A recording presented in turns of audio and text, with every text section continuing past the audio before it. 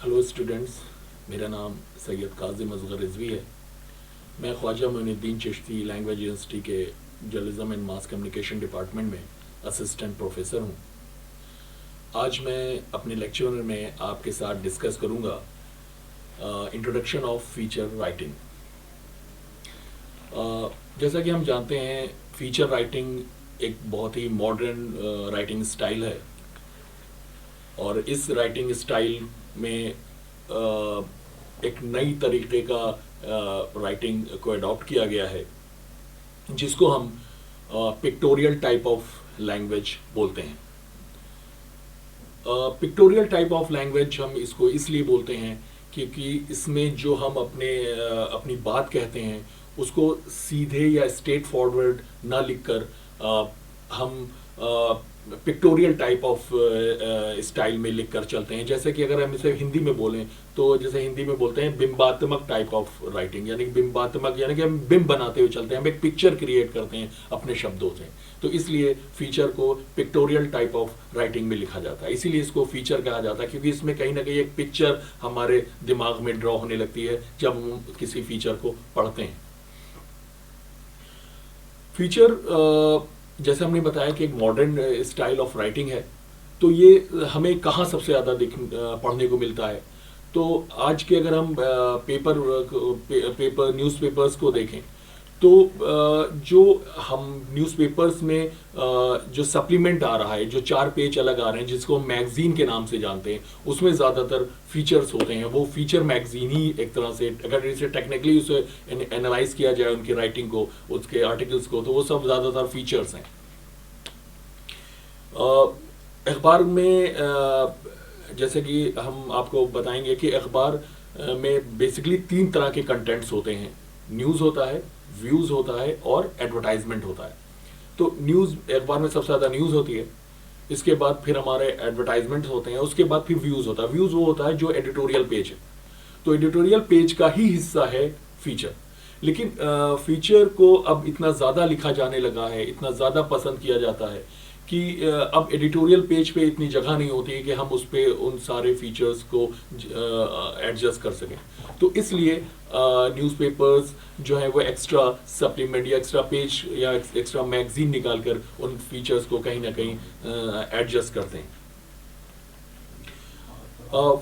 Feature की शुरुआत क्यों हुई, इतना ज़्यादा क्यों पॉपुलर हो गया और इतना उसको इतना स्पेस क्यों दिया जा रहा है, जबकि एडिटोरियल पेज पे हम देखें तो एक आध एडिटोरियल्स होते हैं, 2-3 आर्टिकल्स होते हैं या कॉलम राइटिंग्स होती है या कुछ सटायर्स होते हैं। लेकिन फीचर जो है, जो व्यूज़ का हिस्सा है, उसको एक्स्ट्रा पेज हम दे रहे हैं। एक्चुअली जो इसकी शुरुआत मानी जाती है वो ये बताया जाता है कि जब से प्राइवेट न्यूज़ चैनल का उदय हुआ और प्राइवेट चैनल्स बहुत तेज़ी से बढ़ने लगे, जिसमें इंटरटेनमेंट चैनल्स, स्पोर्ट्स चैनल्स, 24/7 24 घंटे के लिए न्यूज़ चैनल्स शुरू हो गए, तो कहीं ना कहीं इसका दबाव न्यूज़पेपर के ऊपर महसूस किया गया और न्यूज़पेपर थोड़ा और ये न्यूज़पेपर को से रीडर्स जुड़े रहें, इसके लिए न्यूज़पेपर इंडस्ट्री ने फीचर का सहारा लिया और फीचर के ज़रिए ज़्यादा से ज़्यादा उन सामाजिक समस्याओं को उठाया, उन सामाजिक बातों को, मुद्दों को उठाया जो कि लोग न्यूज़ के बाद भी पढ़ना चाहते हैं। न्यूज़ के अलावा भी उनमें कुछ इंटरटेनमेंट है, कुछ जानकारी मिल रही है, इसलिए उन मुद्दों को फीचर में एडजस्ट किया गया और जिसके वजह से न्यूज़पेपर ने अपनी रीडर्स को अपने से जोड़ा रखा। अगर हम बात करें कि फीचर से हमें किस तरह के कंटेंट्स मिलते हैं, फीचर हमें किस तरह की सामग्री देता है पढ़ने पर, तो अगर हम इसको अगर हम देखें तो फीचर बेसिकली हमें 3 तरह के सामग्रियां हमें फीचर से मिलती हैं।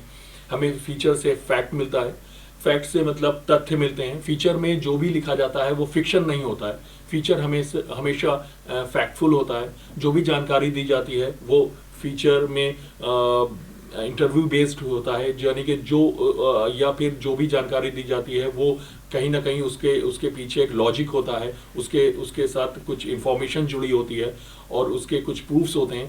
तो इसलिए फीचर में हमेशा फैक्ट जाता है, फिक्शन नहीं जाता है। फिर फीचर से हमें इंटरटेनमेंट मिलता है। जैसे हमने शुरू में बताया, फीचर जो होता है वो पिक्टोरियल टाइप ऑफ लैंग्वेज है।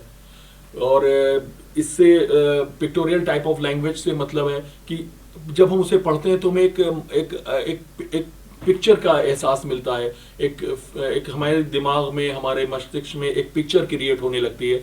तो इससे हमें मज़ा आता है, हमारा एंटरटेनमेंट होता है, और हमें ऐसी जानकारी फीचर से मिलती है जो कि समाचार या हमें आर्टिकल या हमें कॉलम से नहीं मिलती है। वो समाज के ऐसे अनछुए मुद्दे होते हैं, ऐसे अनछुई प्रॉब्लम्स होती हैं जिनको हम पढ़ना चाहते हैं, फिर चाहे वो एक महिला से रिलेटेड हो, बच्चों से रिलेटेड हो, कैरियर से रिलेटेड हो, एजुकेशन से रिलेटेड हो।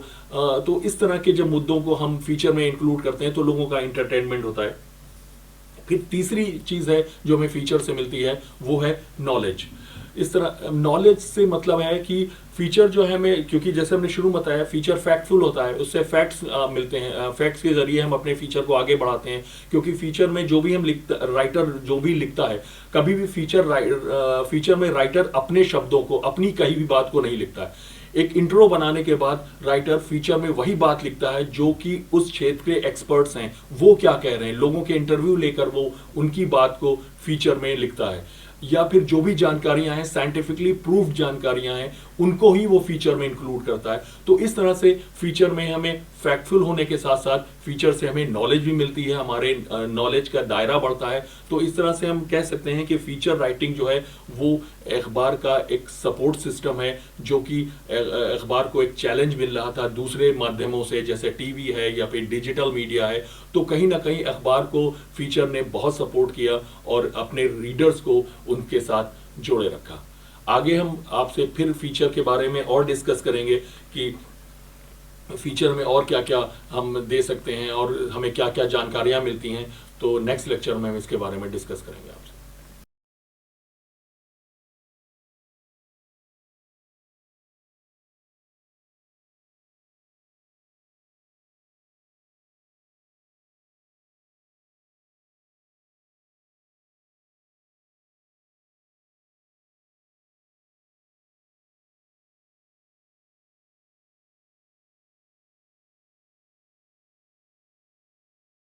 हेलो स्टूडेंट्स, जैसा कि मैंने अपने पिछले लेक्चर में आप लोगों से डिस्कस किया था इंट्रोडक्शन ऑफ फीचर राइटिंग, और उसमें फीचर का एक आपको इंट्रोडक्शन दिया था।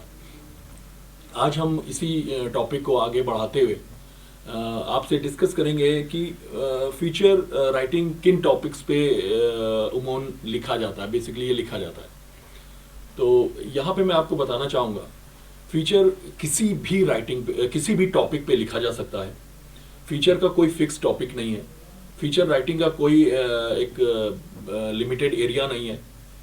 फीचर आप किसी भी टॉपिक पे लिख सकते हैं। फीचर आप साइंस पे लिख सकते हैं, फीचर आप स्पोर्ट्स पे लिख सकते हैं, फीचर्स आप पॉलिटिकल एक्टिविटीज़ पे लिख सकते हैं, फीचर आप नेचर पे लिख सकते हैं, आप फीचर फूलों पे लिख सकते हैं, फूलों की खेती पे लिख सकते हैं, फीचर आप किसान पे लिख सकते हैं, फीचर आप किसी साइंटिस्ट पे लिख सकते हैं, फीचर आप किसी फौजी पे लिख सकते हैं, फीचर किसी आप कवि पे लिख सकते हैं। तो कहने का मतलब ये है कि फीचर का जो राइटिंग टॉपिक का जो दायरा है वो बहुत ही ज़्यादा फैला हुआ है। आप कोई भी टॉपिक उठाकर उसके ऊपर फीचर लिख सकते हैं।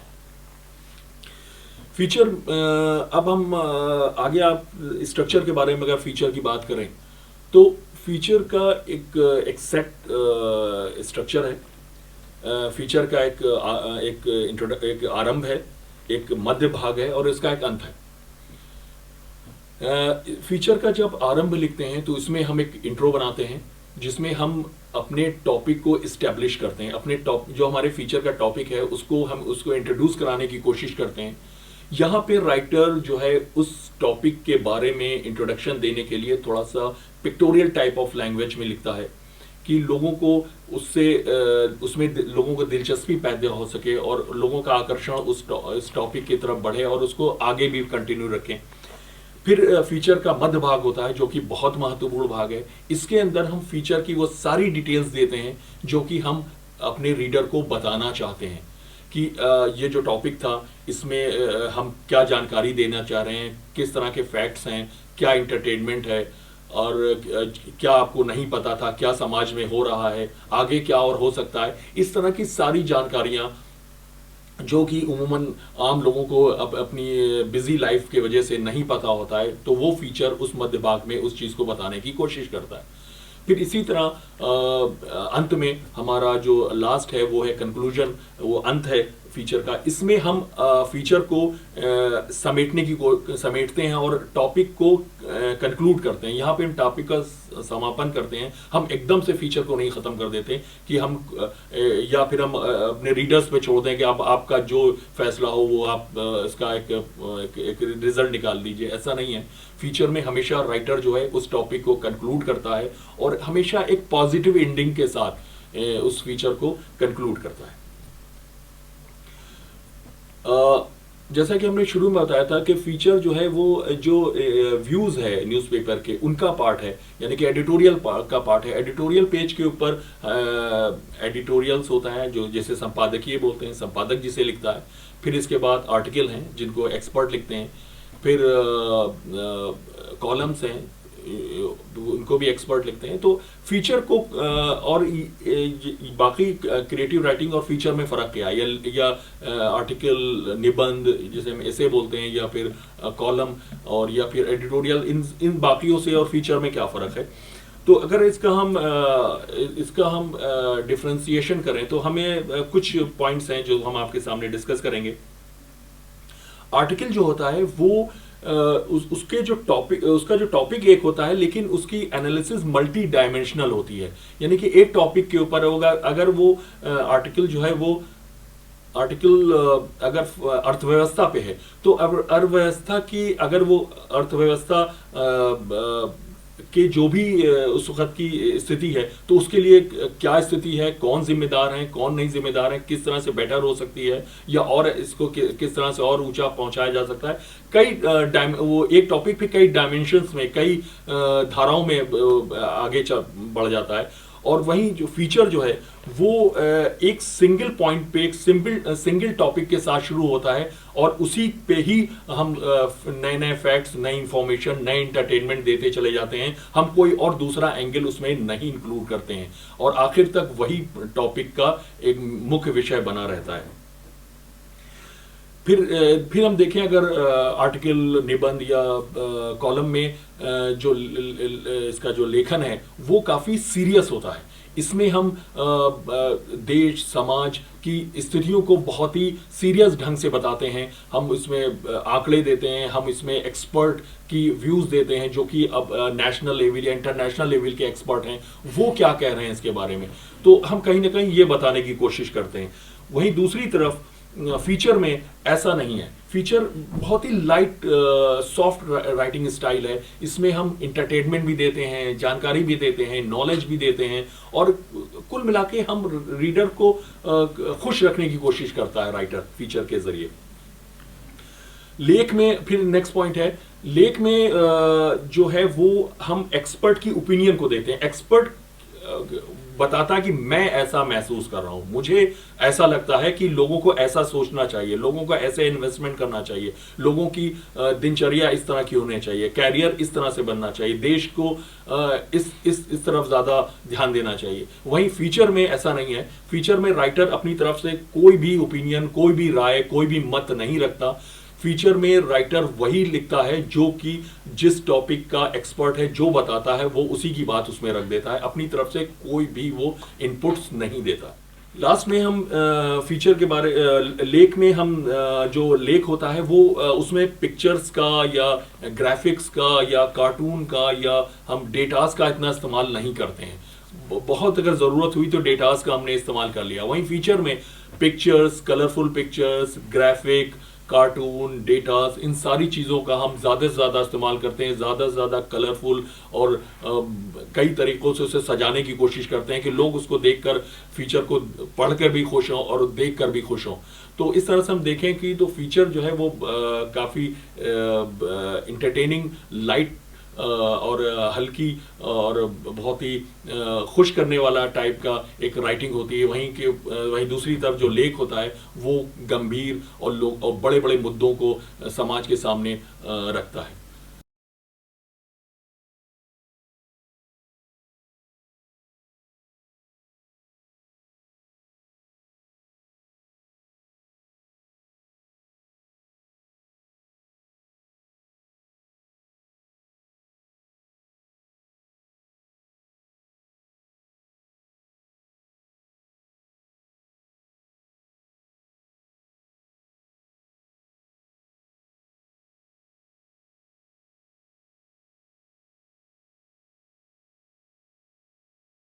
हेलो स्टूडेंट्स, आज मैं अपने इस लेक्चर में आपके साथ डिस्कस करूंगा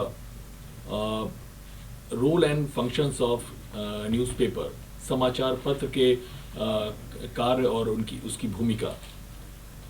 जैसा कि हम जानते हैं, आज मॉडर्न टाइम में, आधुनिक समय में समाचार पत्र का बहुत बड़ा योगदान है सूचनाओं को, इंफॉर्मेशंस को, फैक्ट्स को इधर से उधर लोगों तक पहुंचाने में। समाचार पत्र हम कह सकते हैं कि वो समाज का चेहरा है। समाचार पत्र हमें वो सारी इंफॉर्मेशन देता है जो कि एक सभ्य समाज और एक जागरूक समाज के लिए ज़रूरी है। अगर हम समाचार पत्र के भूमिका और उसके कार्यों के बारे में बात करें तो जैसा कि हम जानते हैं, एक लोकतांत्रिक देश में, एक डेमोक्रेटिक सेटअप में समाचार पत्र चौथा स्तंभ है। समाचार पत्र लोकतांत्रिक व्यवस्था में एक चौथे स्तंभ के रूप में अपनी भूमिका देता है। वो सरकार और जनता के बीच में जो भी संवाद हैं उनको उन तक पहुंचाता है। इसके बाद अगर हम बात करें दूसरी अन्य भूमिकाओं की और कार्यों की, उसमें हम पाते हैं कि समाचार पत्र जो है वो एक तरह से पाठक का, जो भी उसके रीडर्स हैं, उन सब की वो मार्गदर्शन करता है। उनको समाज में, देश में और इंटरनेशनल, नेशनल स्तर पे जो भी घटनाएं घटती हैं, जो भी बदलाव आते हैं, जो भी समस्याएं आती हैं या उन समस्याओं के जो भी समाधान उनके सामने आते हैं, वो सब उनके सामने अपने लेख के ज़रिए, अपने आर्टिकल्स के ज़रिए, संपादकीय के ज़रिए, समाचार के ज़रिए और इस तरह से वो उनके सामने उनको परोसता है। समाचार पत्र पाठकों के समस्याओं का समाधान भी करता है, उनकी प्रॉब्लम्स का सलूशन भी देता है। समाचार के ज़रिए हमें मौसम के बारे में पता चलता है। समाचार के ज़रिए हमें कैरियर्स के बारे में नए नए ऑप्शंस पता चलते हैं। अगर हम बात करें मौसम की, तो हमें कहीं ना कहीं इस बार का अंदाज़ा लग जाता है कि मौसम बिगड़ने वाला है, तो हम अपनी उसी हिसाब से अपनी दिनचर्या या अपनी डे टू डे लाइफ की जो एक्टिविटीज़ हैं उनको एडजस्ट करते हैं, उनको रीशेड्यूल करते हैं। या फिर हम कहीं अगर लंबे सफ़र पे जा रहे हैं तो हम कहीं ना कहीं समाचार के ज़रिए हमें पता चल जाएगा कि वहाँ का मौसम आने वाले दिनों में कैसा है और क्या बदलाव आने वाले हैं। तो ये सारी जानकारियाँ हमें समाचार पत्र के ज़रिए मिलती रहती हैं। और साथ ही साथ कैरियर्स के बारे में भी, जो युवा हैं, जो अपने कैरियर को बनाने के लिए फ़िक्रमंद हैं, उनको समाचार पत्र अपने लेखकों के ज़रिए, लेख के ज़रिए बताता रहता है कि आपके लिए कौन सा कैरियर ऑप्शन बेस्ट है समाज, देश में या अर्थव्यवस्था में या जो भी इंडस्ट्रीज़ हैं उनमें किस तरह की प्रतिभाशाली युवकों की ज़रूरत है। तो उसी हिसाब से वो अपने कैरियर ऑप्शंस चुनते हैं। ये तो रही समाचार पत्र की थोड़ी सी गंभीर बातें। इसके अलावा समाचार पत्र जो है वो हमारा इंटरटेनमेंट भी करता है। समाचार पत्र हमें फिल्मों के बारे में बताता है, सेलिब्रिटीज़ की लाइफ के बारे में बताता है। समाचार हमें स्पोर्ट्स के बारे में बताता रहता है। ख़ासतौर से जो स्पोर्ट्स है उसका तो अपना एक अलग पूरा एक सेक्शन अलग होता है। उसके स्पोर्ट्स को हम समाचार पत्र में 2-3 पेज देते हैं। तो क्योंकि स्पोर्ट्स एक ऐसा क्षेत्र है एंटरटेनमेंट का जहाँ पे कहीं ना कहीं सभी उसमें इंटरेस्ट रखते हैं। फिर आगे हम देखें कि समाचार पत्र हमें बाज़ार के बारे में भी जानकारी देता है। बाज़ार से मतलब हमारा मार्केट में क्या बिक रहा है, किस तरह के प्रोडक्ट्स आए हैं, किस तरह की सर्विसेज इस समय मार्केट में मौजूद हैं, ये हमें जानकारियाँ समाचार पत्र में एडवर्टाइजमेंट्स के ज़रिए मिलती हैं। समाचार पत्र में कई तरह के एडवर्टाइजमेंट छपते हैं, display advertisement, classified advertisement, display classified advertisement और न्यूज़ रीडिंग एडवर्टाइजमेंट। तो इन एडवर्टाइजमेंट से हम लगातार अपडेट होते रहते हैं कि किस तरह के प्रोडक्ट्स या सर्विसेज मार्केट में आ रही हैं। हम उनको पढ़कर, उनको देखकर, उन विज्ञापनों को देखकर मार्केट में जाते हैं और उन प्रोडक्ट्स की उनको हम खरीद के परचेज करके ले आते हैं अपने घर में। इसके साथ समाचार पत्र जो है वो कहीं ना कहीं जनता की आवाज़ है सरकार के लिए। अगर जनता किसी समस्या से जूझ रही है या कोई उसकी मांग है या कुछ वो निर्माण या विकास चाहती है अपने क्षेत्र में, अपने इलाके में, तो वो उसके ज़रिए, वो समाचार पत्र के ज़रिए वो अपनी आवाज़ उठाती है और वो आवाज़ कहीं ना कहीं सरकार तक जाती है। तो इस तरह से हम देखें तो समाचार पत्र जो है वो एक ब्रिज है, एक सेतु है सरकार और जनता के बीच में। और वो इस तरह से वो एक इनडायरेक्ट या कहें डायरेक्ट एक लिंक है सरकार और जनता के बीच में समाचार पत्र, जो कि जनता की समस्याओं को सरकार तक पहुंचाती है। उसके बाद सरकार भी इन समाचार पत्र के ज़रिए उन समस्याओं का सलूशन या उसका समाधान की घोषणा करती है, वो जनता तक फिर वापस जनता को मिलती है। तो इस तरह से हम देखें तो एक संवाद का मंच है समाचार पत्र। समाचार पत्र जो है वो एक और बहुत ही अहम भूमिका निभाता है, वो है राजनीतिक जागरूकता। राजनीतिक जागरूकता लोकतांत्रिक देश के लिए बहुत ज़रूरी है कि क्योंकि हम जानते हैं कि जो भी 18 साल से, हमारे देश में जो भी 18 साल का युवक है वो एक वोटर है, वो एक मतदाता है, तो उसे ज़रूर पता होना चाहिए कि हमें आगामी चुनावों में किसको वोट करना है, क्या वोट करना है, किन मुद्दों पे वोट करना है। ये सारी जानकारियां जो हमें मिलती रहती हैं वो अखबारों से मिलती हैं। उसी के आधार पे एक वोटर ये तय करता है कि अब की बार हमें किन मुद्दों पर और किन बातों के ऊपर इस बात का निर्णय लेना है कि हमें किसको वोट करना है। तो इस तरह से हम कह सकते हैं जो समाचार पत्र है वो कहीं ना कहीं एक पॉलिटिकल, एक राजनीतिक जागरूकता भी समाज में पैदा करता है। इसी के साथ साथ समाचार पत्र जो है वो लोकतांत्रिक व्यवस्था को मजबूत करता है, क्योंकि अगर सरकार और जनता के बीच में संवाद नहीं होगा, अखबार के ज़रिए लोगों को राजनीतिक व्यवस्था के बारे में ओपिनियंस नहीं आएंगी, उनको राय नहीं मिलेगी, उनका मार्गदर्शन नहीं होगा, तो कहीं ना कहीं जो लोकतांत्रिक व्यवस्था है वो उसमें एक विरोधाभास पैदा हो जाएगा, जिससे जनता और सरकार के बीच में टकराव की भी स्थिति आ सकती है। तो लोकतांत्रिक व्यवस्था के लिए समाचार पत्र बहुत ही ज़रूरी एक माध्यम है।